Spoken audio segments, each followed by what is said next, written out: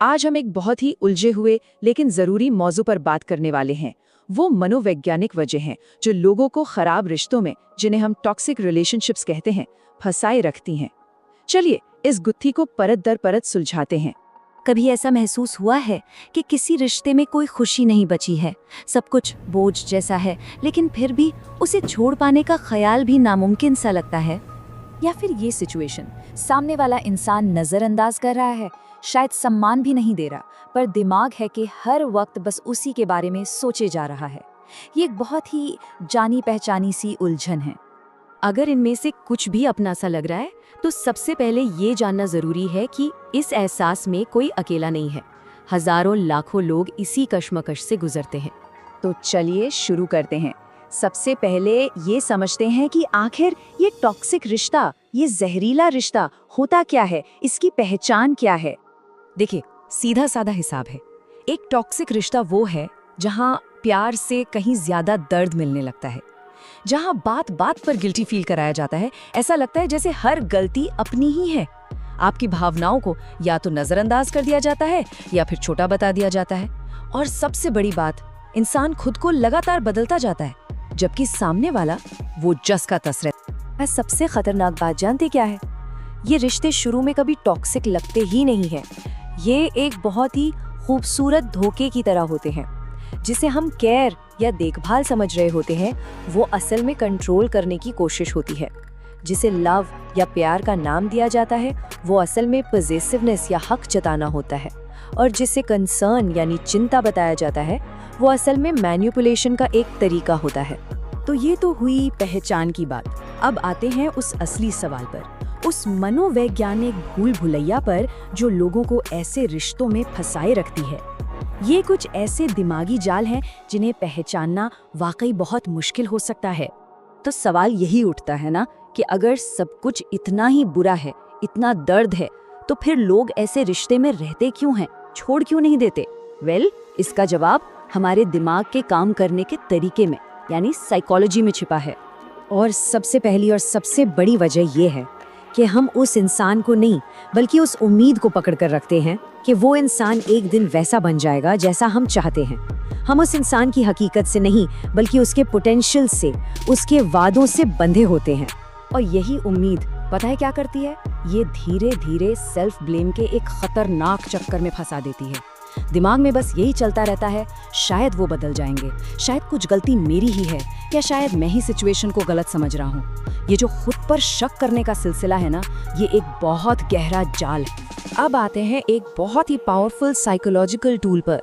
इसे कहते हैं इंटरमिटेंट रीइंफोर्समेंट।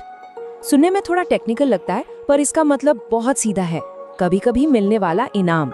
ये कभी बहुत ज्यादा प्यार और कभी एकदम बेरुखी वाला जो पैटर्न होता है ना, ये एक बहुत ही मजबूत, एक एडिक्शन जैसा बॉन्ड बना देता है। इसको ऐसे समझिए, आज वो इंसान बहुत प्यार जता रहा है, बहुत ध्यान रख रहा है, और कल अचानक से दूर हो गया, रूखा बर्ताव करने लगा। ये जो कंफ्यूजन है, ये जो अनिश्चितता है कि आज क्या मिलेगा, प्यार या बेरुखी, यही चीज लगाव को और भी ज्यादा गहरा कर देती है। अगला ट्रैप है गैसलाइटिंग।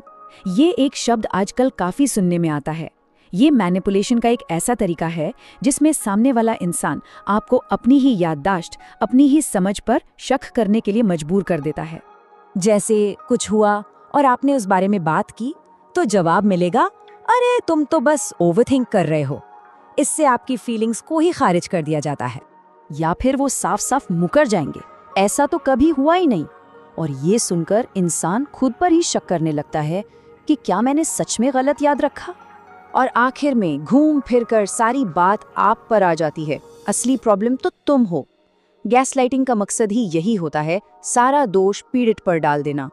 और एक और बहुत ही कॉम्प्लेक्स चीज होती है जिसे कहते हैं ट्रॉमा बॉन्डिंग। ये एक बहुत ही अजीब और मजबूत इमोशनल अटैचमेंट होता है जो एक बुरे बर्ताव करने वाले इंसान और उसके शिकार के बीच बन जाता है। ऐसा इसलिए होता है क्योंकि दर्द और प्यार दोनों एक ही सोच से, एक ही इंसान से मिल रहे होते हैं। और जब ऐसा होता है तो हमारा दिमाग पूरी तरह से कंफ्यूज हो जाता है। वो उस टॉक्सिक रिश्ते को नॉर्मल और उससे अलग होने को एक खतरे की तरह देखने लगता है। इसीलिए ऐसे रिश्ते को छोड़ना किसी नशे को छोड़ने जितना ही मुश्किल और दर्दनाक महसूस होता है। तो हमने जाल समझ लिए, भूल भुलैया देख ली। अब सबसे जरूरी सवाल, इससे बाहर निकलने का रास्ता क्या है? चलिए अब उन प्रैक्टिकल स्टेप्स की बात करते हैं जो इस चक्कर को तोड़ने में मदद कर सकते हैं। सबसे पहला और सबसे ज़रूरी स्टेप, खुद को ब्लेम करना बंद करें। ये समझें कि ये सब साइकोलॉजिकल ट्रैप्स हैं, आपकी गलती नहीं। दूसरा, उस दर्द को जस्टिफाई करना बंद करें, ये स्वीकार करें कि ये बर्ताव ठीक नहीं है। तीसरा, अपनी बाउंड्रीज बनाएं कि क्या बर्दाश्त किया जाएगा और क्या नहीं। चौथा, थोड़ी दूरी बनाएं ताकि सिचुएशन को साफ साफ देख सकें। और पांचवां और सबसे मुश्किल कदम, इस कड़वी सच्चाई को स्वीकार करें कि एक जहरीले रिश्ते में घुटने से लाख गुना बेहतर है अकेले रहना। तो एक बात हमेशा याद रखनी है, किसी भी रिश्ते में रिस्पेक्ट या सम्मान कोई लग्जरी नहीं है, ये एक मिनिमम रिक्वायरमेंट है। ये कोई ऐसी चीज नहीं है जिसे कमाना पड़ता है, ये हर इंसान का हक है। और आखिर में बस इतना ही कि सच्चा प्यार कभी कमजोर नहीं बनाता, वो हमेशा आपको मजबूत बनाता है। अगर कोई भी रिश्ता आपकी मानसिक शांति छीन रहा है, आपको छोटा महसूस करा रहा है, तो वो कुछ भी हो, प्यार नहीं हो सकता।